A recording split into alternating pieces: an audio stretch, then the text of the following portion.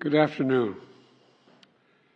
You know, there are moments in this life, and I mean this literally, when the pure, unadulterated evil is unleashed on this world.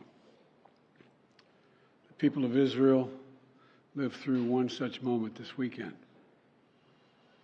The bloody hands of the terrorist organization Hamas, a group whose stated purpose for being is to kill Jews.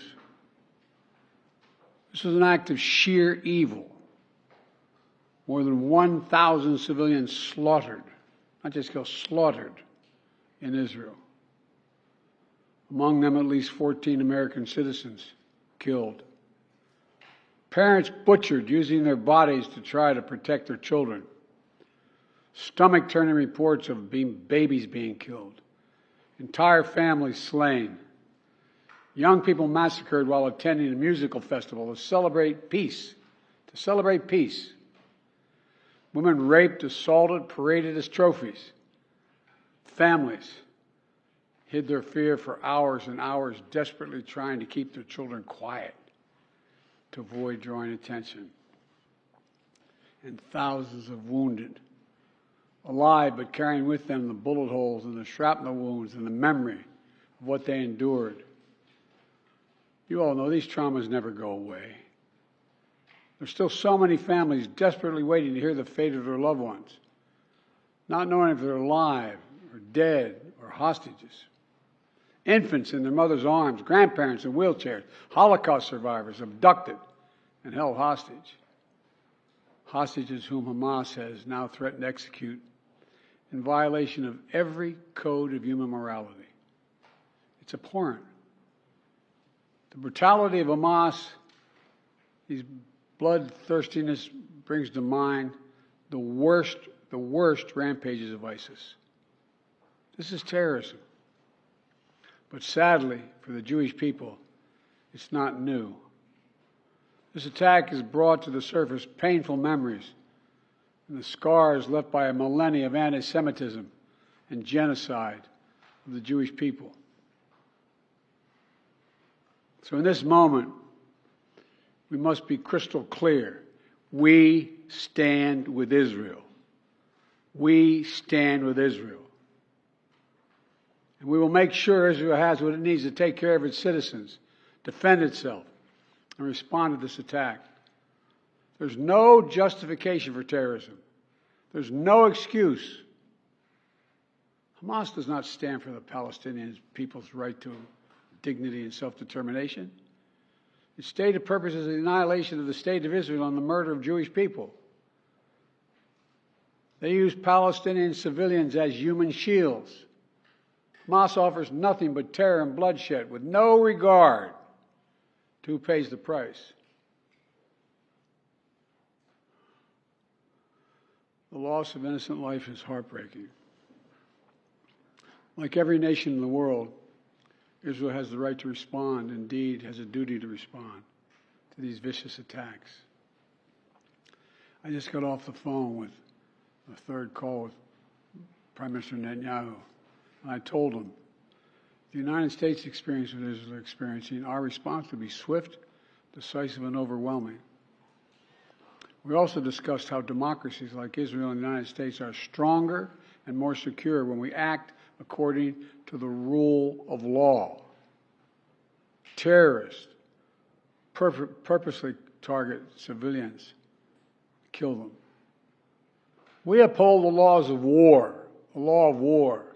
It matters. There's a difference. Today, Americans across the country are praying for all those families that have been ripped apart. A lot of us know how it feels. It leaves a black hole in your chest when you lose family. Feeling like you're being sucked in. The anger, the pain, the sense of hopelessness. This is what they mean by a human tragedy, an atrocity on an appalling scale.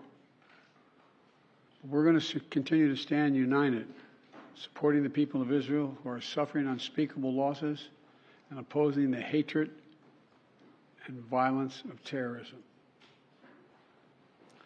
My team has been in near constant communication with our Israeli partners and partners all across the region and the world from the moment this crisis began.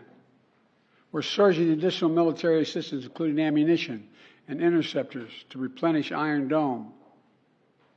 We're going to make sure that Israel does not run out of these critical assets to defend its cities and its citizens. My administration has consulted closely with Congress throughout this crisis. And when Congress returns, we're going to ask them to take urgent action to fund the national security requirements of our critical partners. This is not about party or politics. This is about the security of our world, the security of the United States of America.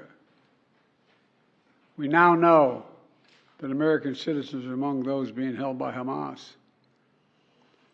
I've directed my team to share intelligence and deploy additional experts from across the United States government to consult with and advise Israeli counterparts on hostage recovery efforts. Because as president, I have no higher priority than the safety of Americans being held hostage around the world. The United States has also enhanced our military force posture in the region to strengthen our deterrence. The Department of Defense has moved the USS Gerald R. Ford Carrier Strike Group to the Eastern Mediterranean and bolstered our fighter aircraft presence. And we stand ready to move in additional assets as needed. Let me say again, to any country, any organization, anyone thinking of taking advantage of this situation, I have one word: don't. Don't. Our hearts may be broken, but our resolve is clear. Yesterday, I also spoke with the leaders of France, Germany, Italy, and UK to discuss the latest developments with our European allies and coordinate our united response. This comes on top of days of steady engagement with partners across the region. We're also taking steps at home.